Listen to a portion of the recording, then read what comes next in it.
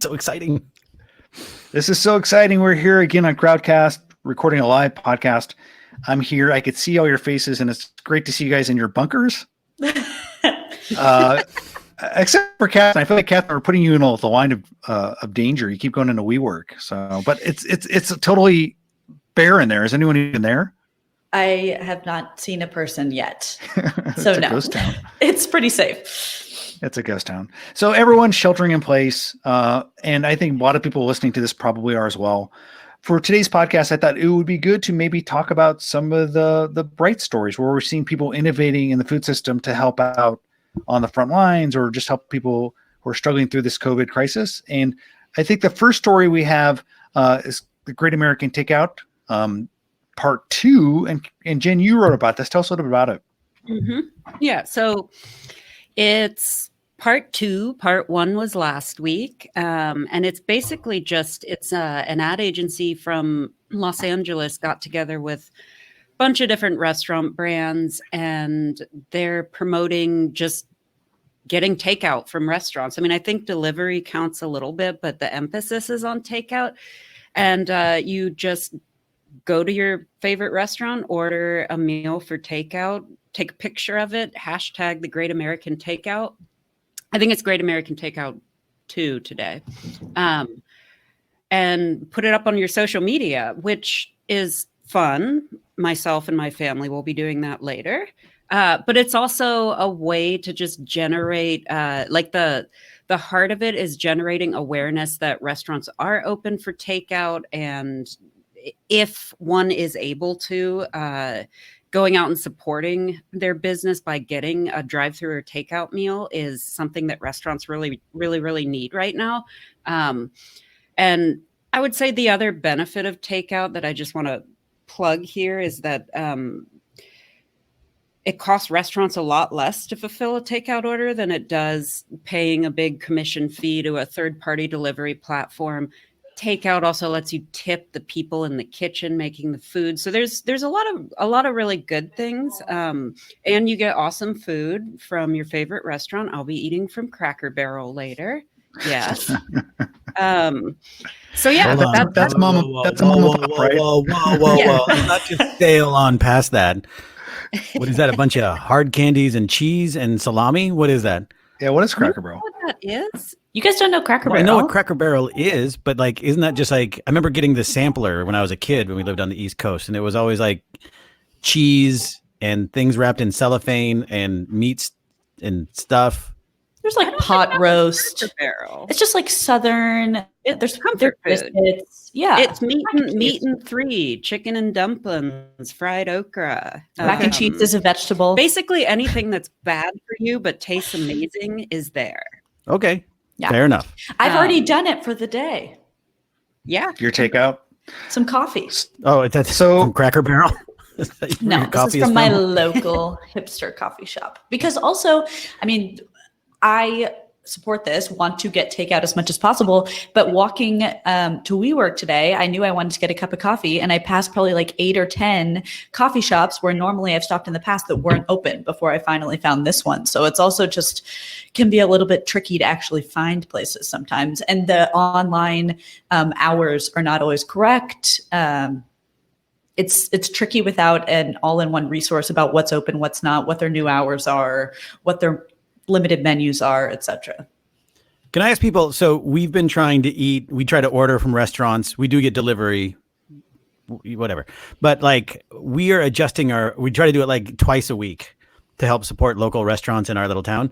But we also find like we're not ordering like we normally would. We're like, the question I asked last night was, are we ordering to eat or are we ordering to support? And the answer is always to support. So we're just throwing in like, sure, let's get some gyoza and we'll order 2, you know what I mean? And thankfully we can afford it, but it's like, it's no longer just, it's not like a regular order. We're just like jamming it full to try and make that one count. So it's costing a lot, but you know, it's every little bit, I guess, that helps. I don't know if you guys are doing that as well. Like when you order. Yeah, I have the same thing. I mean, I shouldn't say this on a podcast. I don't particularly I've never liked food delivery unless it was pizza or something like that. Like I don't know. But yeah, I'm doing the same thing, Chris. I'm trying to order a couple times a week, probably more takeout now actually than delivery, but just kind of saying, what does everybody want? Let's make the biggest order we possibly can so that, and I think a lot of restaurants are actually getting hip to that, because I'm getting a lot of messages from people saying, oh, we're doing these big family style menu. Cracker Barrel is doing a family style menu. They're paying you? Yeah. Are you in Cracker Barrel's pocket, Jen? This podcast brought to you by Cracker Barrel. Well, I'd also seen like people trying to organize neighborhood meals, right? Like you can't eat together, but if you can get a bunch of your neighbors together who are in the same building or like on the same block, so you can bundle together a bunch of orders and get it in early enough, then that's really helpful. That could be helpful. Another way to help as well. One of the things I'm wondering about is how long-term and sustainable this is of supporting your local restaurant as we get to 3 months into this. April 1st marks the first period where a lot of them won't get a paycheck. Mhm. I was talking to Robert Egger yesterday, who's a restaurant operator in San Diego, and he's like, he doesn't think this thing, people being charitable, will last. So I think it's an interesting conversation. I don't know if it's for this podcast, but I think we should continue to do that. But I'm wondering more broadly how long this ultimately lasts. Mhm. Who knows? Yeah. But I guess, I think more important, like to do it while you can. You do it while you can. That's a great point. By the way, we did a takeout last night. We were a little bit ahead. We'll try and do it again tonight. But our local restaurant, this place called Portofino's, podcast brought to you by Portofino's. They had the contactless drive-in, and kind of so they run it out with rubber gloves on, and they put it into your window. I don't know. Has anyone else experienced that with the takeout? Yeah, I have. Same thing at just a local place down here in Nashville. They you order ahead and they're suited up to bring you your food. So speaking of ways in which restaurants are getting plugged into this kind of new post-COVID world or current COVID world, there's an organization called Frontline Foods, which is brought together just in the last couple of weeks. Catherine, you wrote about it. It's this organization where people can order food and actually deliver it to frontline hospital workers. Tell us about it. Yeah, so it's actually a grassroots collective of a bunch of different organizations within specific cities. I think so far they have 10 cities participating, and they're always adding more. And in fact, you can sign up to run a branch if you'd like. But basically, it was founded by a couple people, and I spoke to one of them yesterday on the phone who said that basically he started a GoFundMe because he was like, restaurants are suffering because people aren't able to order from them as much. Hospital workers are looking for food because they're working extra long shifts. They don't have time to go home and cook. So why don't we bring those two together and get food from local restaurants that's healthy and filling and deliver it to hospital workers so they're not just eating whatever they can find from vending machines or whatever. And started that in New York. I think it was only 2 weeks ago, but things are moving fast, and ended up raising over $50,000 for that. And it's called Frontier Foods is what they named sort of the umbrella organization. He saw other people doing it in other cities as well. Now they sort of have come together in this coalition that helps different cities organize. Restaurants can sign up online to become part of it, and then people, you, me, anyone can donate online. The organizers use that money to order from the restaurants, and the restaurants either deliver it to participating hospitals or one of the volunteers does. And so that's been going on for 10 days as a national organization. And then this morning they teamed up with World Central Kitchen, which is the NGO by Jose Andres, who everybody loves. He's the best. That typically will drop chefs into disaster-stricken areas like earthquakes, tsunami zones. But as the founder that I was speaking to yesterday, whose name is, let me get this correctly, Wachowski. I think I'm pronouncing that correctly. He said that basically there are too many disaster zones now. They can't drop chefs into every single hospital. And then there's all these different regulations. And also the new goal of the World Central Kitchen is to support restaurants. And they're trying to figure out a way to do that effectively on a national level. And so basically they're just helping Frontline Foods by giving them extra support for fundraising, helping them vet restaurants to make sure that they have the capacity to deliver and are maintaining all the right health codes and stuff like that. So it's just a nice way if you don't want to just do takeout. I think a lot of people are looking for ways to help and they don't know what to do. And this is something that you can donate to for either your own city, or you can just make a nationwide donation and the organizers will allocate your funds wherever it's most needed.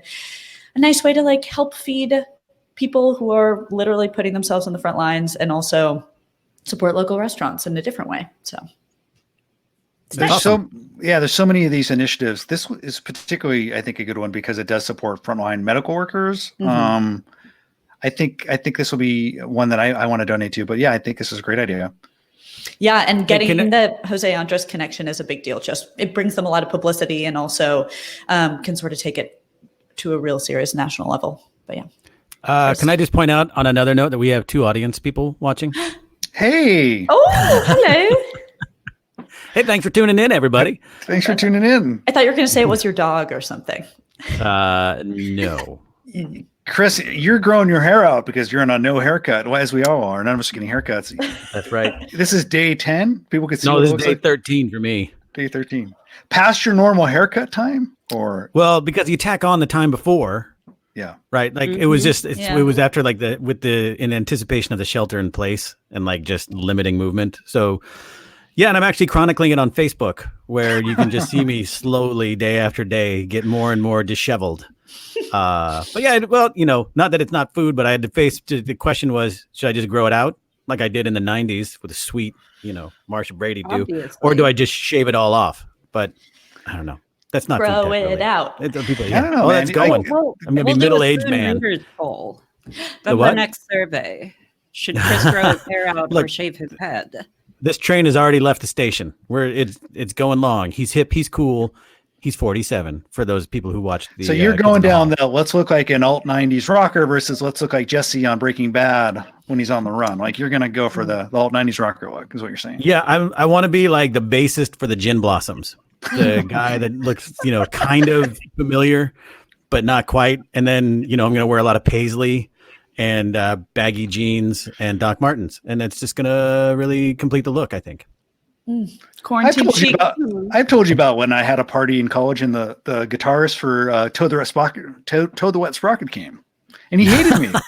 He hated you? Yeah. Mike, what's I was going to say, did your party get like? I was hitting on his girlfriend, so he wasn't happy. Oh, Like, did your party get like 75? Did your party get like 75% more boring when the guy from Toad the Wet Sprocket walked in? Like that album, zing! Oh. Well, let's talk about the next story. Chris, you wrote it about Pepper, which is a New York-based startup that's actually pivoting, as a lot of companies are, to kind of deal with the new reality of post-COVID. What is Pepper doing? Yeah, I love this story. So Pepper they launched a few months ago as a way for restaurants to sort of streamline ordering with their various suppliers. So a restaurant will get produce from one supplier, meat from another supplier, janitorial supplies from another supplier, right? But with restaurants closing down, guess who doesn't need to order from suppliers?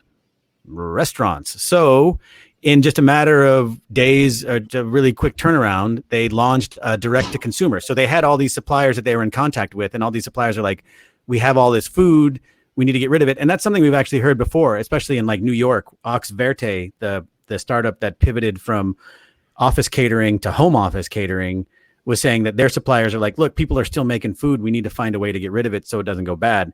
And so it was the same for Pepper. And so what they did is they created now, if you're in the New York area, I think it's all the greater New York area and one part of New Jersey, you can order groceries through these restaurant suppliers. So I went and I'm obviously not in New York, but I went and looked at it, and it works just like any other website. You go through and there are 4 different suppliers you can choose from. There's like a meat and cheese provider, a produce provider, fish, and kitchen supplies like janitorial stuff. And they deliver because all these places have trucks. And so, if you order from 4 different places, you're going to get 4 different trucks. But, all these people, it's the same food that would go to a restaurant. And, I can't speak to the prices or anything because, again, I haven't been able to shop through there. But I think it's a really clever way of repurposing it. And the one thing I wonder, so if you're in New York, give it a try. Go to peppergroceries.com and let us know how the experience was. And the other thing I wonder is just like, once this is, I posited in the story was like, how much of this is the new normal, right? So is this the new normal for Pepper? right? Because Yeah. who knows when restaurants are coming back. So is this just the thing they're going to be in? They said they can scale up nationwide. So it's not just New York. Their platform is ready to go for any restaurant supplier across the country. And is it the new normal for these suppliers, right? Is this a new revenue stream? Like they've had the guy from Pepper was saying that they've had to furlough a lot of delivery workers because there's nowhere to deliver to. But if they can create this sort of direct to consumer business, then, people are all, panic shopping, especially in California, from what I've heard from friends down in LA, like store shelves are empty, but this might be another way to get food to your table. And these are, it just seems like it's just beneficial for everybody. So I'm a big fan of the Pepper. It also makes me think about just other delivery services, because we talk so much about Walmart and Instacart, and I know several of us have tried to use that, and the experience is not always amazing. And also you have to wait like usually at least a week to get something. So is this an opportunity for companies like Pepper who are pivoting into it? Or I've seen some roundups online of like lesser known, more regional or artisanal delivery services. And this one does like mostly wheat, and this one does mostly beans and whatever. But is this an opportunity? And also we know there's like strikes going on with Instacart and whatnot. Is this an opportunity for other grocery delivery services to sort of spring up? Maybe. Well, excuse me. I think there's a larger point here that Chris kind of hinted at, which is like nothing is normal right now, especially when it comes to our grocery shopping. And I think just anytime things get turned as lopsided as they are right now, new norms are going to come out of it. So whether that's like people start using more regional services, like you were saying, Catherine, or just new models emerge or whatever it is. I mean, I think like I don't want to say it's cool, because it's obviously like we're kind of in a dark time. Yeah. But I think some interesting new ways of the grocery business could come out of all of this that replace the existing norms, because obviously, especially with grocery delivery, some of those existing norms don't work if we're having to wait, a week and a half to get Instacart deliveries, and they're not taking care of their workers the way workers need to be taken care of. That's a flaw that needs to be fixed. So what's going to come and fix that kind of? I love the idea of these startups pivoting really quickly and being nimble to basically survive. You mentioned Oxford. I think Pepper is another one. By the way, aren't there like 5 companies named Pepper? I get confused by all the Peppers. Yeah. I love that. I also love the idea of like new normals, not only in terms of what these companies' business models might be, but like just the shaping of the consumer behavior. And one of the posts I'm thinking about is just like, and we've written about this a little bit, it's like how people are cooking at home. Like, and are we birthing a new generation of people who are being more self-sufficient in the kitchen by necessity? Mm-hmm. Who knows? Will they all be copying Valerie Bertinelli's new potato chip casserole? Like maybe, who knows? So, or ordering it from Cracker Barrel, because that sounds like something they'd have.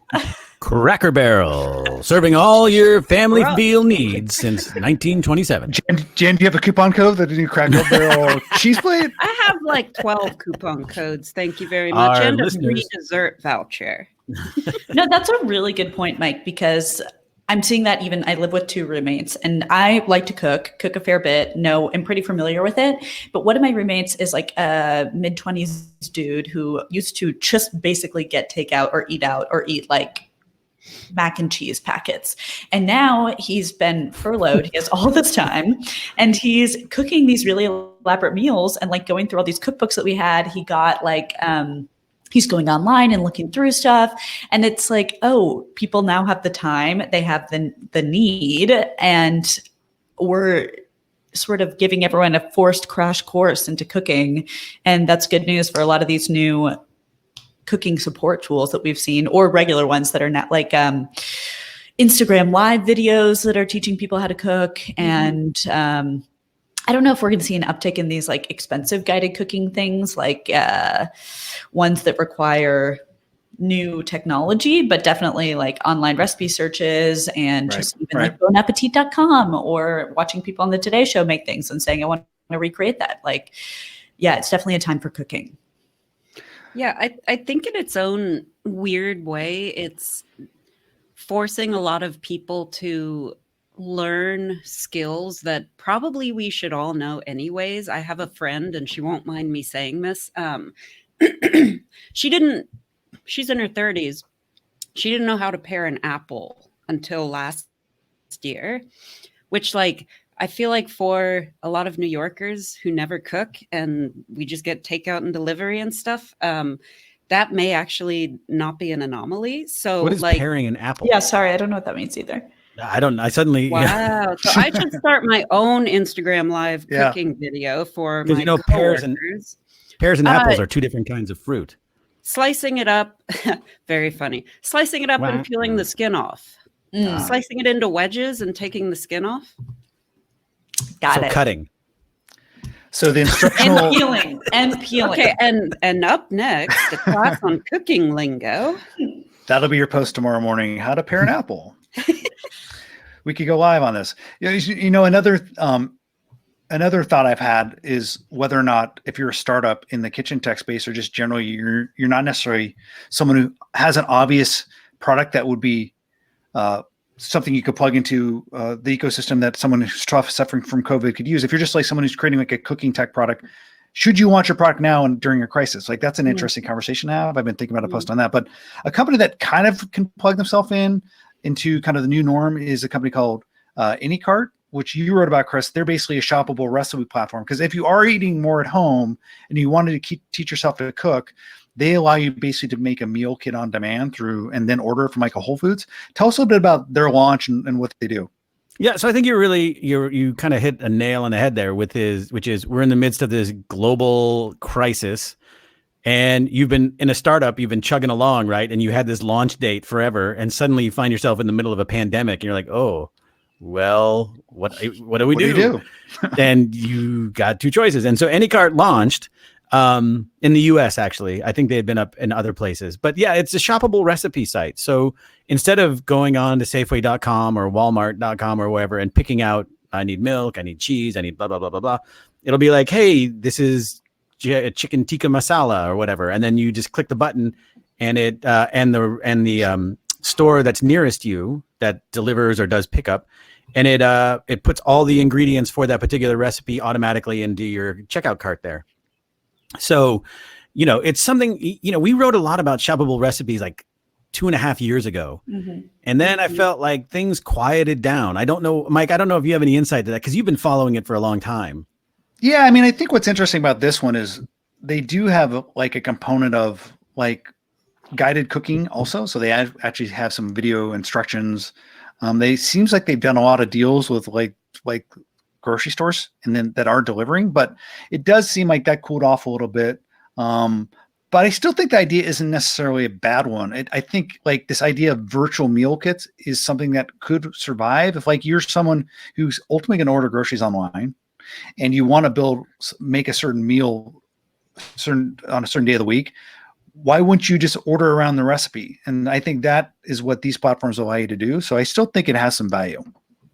Well, especially now too, if you consider like people stuck at home, you know, they're burning through everything they normally eat. I mean, Catherine's roommate is eating packets. It sounds like he doesn't even cook the macaroni and cheese. He's just eating the packets. Raw. He doesn't know. You know, and so it's an easy way to I know my wife wasn't the only one. She was rating the Bon Appetit magazine over the weekend, and we made some brownies based on that. And then I looked on Facebook, and friends were making the date cinnamon rolls or whatever, right? Like the Bon Appetit magazine for this month seemed to have gotten a lot of action instead of just sitting on a coffee table somewhere. So, you know, I think that it's super helpful too. It's just like, oh, this looks interesting, and I can just click a button and I don't have to worry about it, right? Like it's just going to dump it all in there. The only problem is right now in particular is that if you look, so in my particular store, this is going to vary place to place, right? But I can't get a Safeway delivery. I can't even schedule one for anything earlier than a week out. And it won't even let me go past like April 5th. And all the delivery slots are full. So if I'm like, oh, this hummus and chicken thigh recipe looks really good. It looks good today, but 7 days from now when it arrives, it's going to be like, oh, right. I guess I still want it. You know, I mean, yeah, that's a high class problem in a world where, you know, food is taking on new importance. And It's just one more thing to, the inspiration. There's part of the promise of shoppable recipes was the connection of inspiration and action. So you could in the morning go like, oh, this looks really good. Or if you're at work, go like, oh, this is really good. Yeah. You click a button and then all the ingredients are waiting for you when you got home, right? Because of a 2-hour delivery window. Then that's you really narrow that gap between the two. But if as you extend that out, then there is more of a disconnect between the two. But I think we're still seeing that demand for the assisted cooking and getting more inspiration, like with meal kits have been doing a lot better recently. Especially people at Blue Apron, Purple Carrot, whatever, they're doing better because people want this sort of like being told what to cook as well, I think, to an extent. And there's the same issue that you noted, Chris, where, okay, you order these 3 meals and then maybe next week you don't actually want them. But I wonder if like Blue Apron was trying to fight that, but they did a same day delivery. I don't know if they're still able to do that. Maybe not because things are trickier. But I think there's also just people are willing to sacrifice some of the inspiration and like pickiness for the fact that they don't have to go anywhere and they can just get everything delivered and not be like, oh no, I forgot the celery. Like I can't go to the store and get it, or I don't want to. Okay. Yeah. Like having it all prepackaged. I think right now people are willing to sacrifice maybe a little bit of feeling locked in for the absolute convenience and not having to go outside. But will that continue after this is over? The one I haven't heard from yet is Home Chef. I know, Purple Carrot and Blue Apron have talked, but Home Chef is owned by Kroger, which seemed like it would be like you talk about just having all the pieces in place to be able to facilitate possibly same day delivery again, depending on where you're at, but having all of the ingredients ready to go and shipping it out.